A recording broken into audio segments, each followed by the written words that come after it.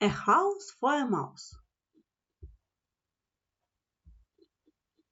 Deep in the dark of the house, night-time silence woke Whiskers. He yawned. Whisker jumped up to explore. Pale yellow light made purple shadows on the floor. The house was quiet. He ran down a long, lighted hallway.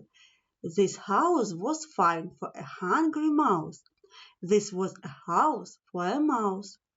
With his pink nose to the carpet, Whiskers smelled something wonderful. He squeezed under a dark door at the end of the long hall. Whiskers quickly climbed up a thick, heavy blanket. He hustled across lumpy terrain and slid down a steep, sleek hill. He rolled into peanut bit, cookies, crumbs, and tortilla chips. Just as he was about to snack, the ground moved beneath his paws. Screams filled the room, terrifying Whiskers. Up he flew, up into the air with chips and blanket.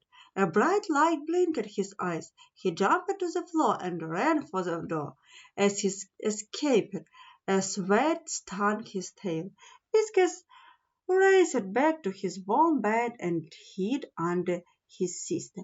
"What is all the racket?" cried Cheese Puff, a little white furry ball. "A huge monster in the house," gulped Whiskers, "as big as a mountain, with a bright, shiny eye and a terrible tail whacker."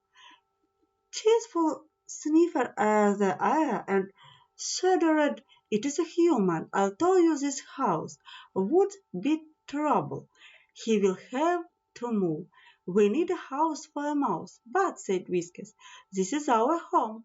"Then they will have to live," Cheerful declared. "No," said Whiskers, "we have to live together." In the morning, an orange van parked in front of the house. Men in white suits put sticky tape all around the house next to Whiskers and Cheese Puff's favorite hunting sites. That night Whiskers sniffed a delicious tray and courteously dipped his paw into tasty goo. His paw stuck in the muck and he cried out for his sister.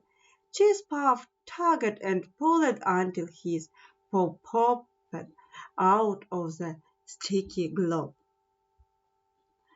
The mice waited many days for the trap to disappear. They were getting very hungry. Then Whiskers had an idea. "Let's leave the human a present, and maybe they will let us stay." Cheese Puff did not think it was a good idea, and she did eat her bed while Whiskers carefully picked fresh herbs and petals. He pulled out of a small bag from their treasure box and filled it in full of fragrant lavender and pretty pink petals. Cheerful watched and Whiskers left their gift by the dreadful tray in the living room. His paw prints were stamped all over the bag. In the morning the mice heard shouts, voices, and crying. Soon all the traps were gone. When the sister and brother peeked into the kitchen that night, there was a big package where a trap had been sitting. Whiskers was suspicious. "Don't get too close," he whispered as they started at that old sight. "But they have left us a pretty present," said present as she snuffled the pink polka-dot wrapping paper with her nose. Two mice tore the paper and found a very curious construction. Whiskers rolled into soft wood shaving on the floor and bumped a bowl filled with peanut bits, cookies crumbs, and tortilla chips. He ran on a big wheel that turned round and round. Cheese Puff followed him and found a carrot in the corner.